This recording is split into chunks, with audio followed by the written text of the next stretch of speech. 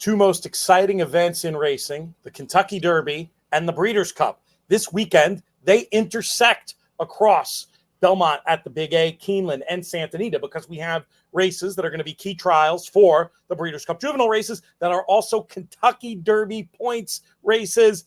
Chance to get an early line on what's going to happen under the Twin Spires on that first Saturday in May. We'll start off here in my native New York with Belmont at the Big A. 3:49 Eastern is the scheduled post time for the Grade 1 Champagne for these 2-year-olds. JK, who's going to get the job done at New York City's racetrack on Saturday? I'm still not convinced about Chancer McPatrick. I think in the hopeful, he was fortunate that Ferocious didn't show up and run the race that he ran previously.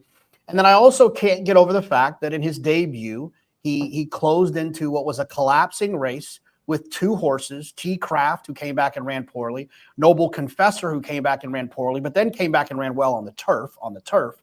I'm just not convinced that Chancer McPatrick's races aren't a little bit dressed up at what's likely to be a short price. I'm not necessarily against him as an individual.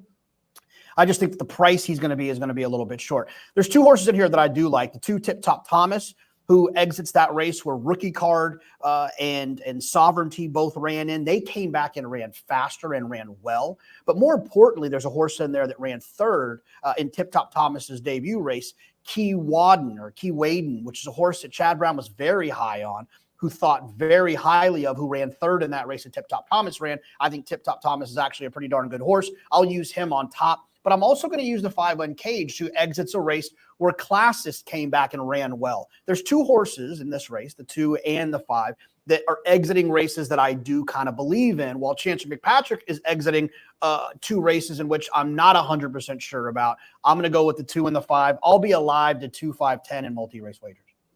I hear your concerns about Chancer McPatrick, but for me, the race shape I'm expecting here, with a lot of horses stretching out and a lot of horses that run kind of inefficiently early, is just going to flatter him again. And I don't think he has to be quite as ploddy as we've seen him. I think with his racing, he's hopefully going to develop, I'm not saying he's going to be up in the vanguard or anything, but a little bit more tactical speed, a little bit more of a mid-pack closer. I'm with him, and I hope that the market shares your cynicism and we can get something on the order of even money 6 to 5. I agree. Less than that, the value would be gone. Maybe I'll reevaluate and take a look at your 2 Pletchers. But for right now, I'll take 1 Chad Brown. You can have 2 Todd Pletchers against them in this year's Champagne. Be fascinating to see how it plays out with Kentucky Derby points on the line this Saturday. Let's move to Keeneland, one of my favorite racetracks anywhere in the world.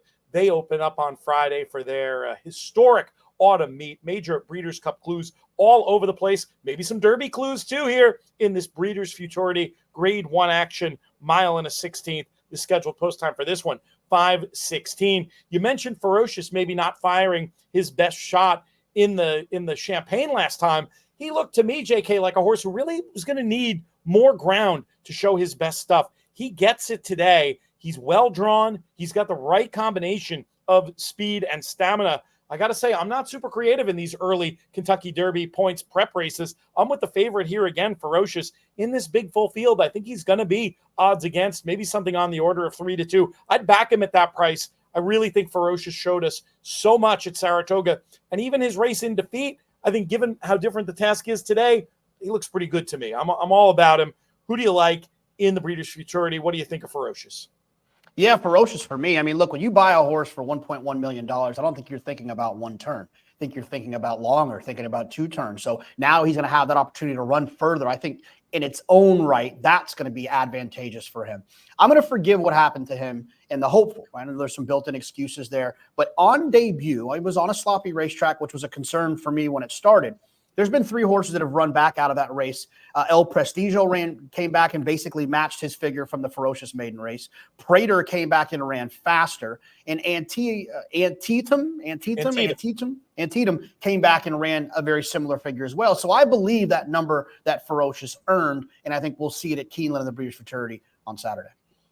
We're talking about Kentucky Derby prep races. Let's tell you about the Kentucky Derby Betting Challenge. TwinSpires.com, sponsors of this video, back in a big way in the tournament space. Going to have a huge contest, a new major, $5,000 contest under the Twin Spires for the first Saturday in May. But you don't have to wait till then to get involved in great tournament action over at Twin Spires. There's contests nearly daily, feeding in smaller ones during the week, feeding into bigger ones at the weekend, including a big one this weekend with seats to the major tournaments on the line, including the Breeders Cup Betting Challenge. Make sure you go to twinspires.com and click on that tournaments tab for all the information. One more Kentucky Derby points race / key Breeders' Cup prep race to talk about in this video goes as race number 9 on Saturday, 8 p.m. Eastern, 5 p.m. local time. So these three are spread out a little bit. If you're betting all day and you need a little break, make sure you set your clock and come back to some of these terrific Santa Anita races. None more important than the Grade 1 American Pharoah. This field of 7 going postward in here. I'll make you go first on this one, JK. Who's going to get it done out there in the shadow of the San Gabriel Mountains? I'm going to go with the other Baffert, the one McKenzie Street, trained by Tim Yakteen. Tim Yakteen famously worked for Bob Baffert. When Bob was having some of his issues with the Kentucky Derby, Tim Yakteen took over training. So I'm going to go with the other Baffert, the one McKenzie Street. I am not a believer in these other 3 Baffert runners. None of them have been very consistent. None of them have made me feel warm and fuzzy, when often a Bob Baffert trained horse can make you feel that way with some special performances. I don't really have a lot. He's the morning line favorite in here, into the teeth of 3 Bafferts. The Bafferts will still take at least a little bit of money. I'm going to go with the one McKenzie Street. Yeah, I wonder if he's really going to be favorite with those other Bafferts in there. Maybe there's some workout buzz I haven't heard yet that caused this horse to be so short on the morning line. I loved McKenzie Street just off the tape of the last race. You see where the other speed ended up that was up there with him, attending that even to fast pace in the Del Mar Futurity. They ended up nowhere. This horse ended up what I would call a good second to a perfect trip winner. And looking to me, again, not unlike we talked about Ferocious, when these horses are stretching out a distance, you want the ones who look like they're going to do well, getting more ground on his blood. I think McKenzie Street will also benefit from today's added ground. Very interested in him.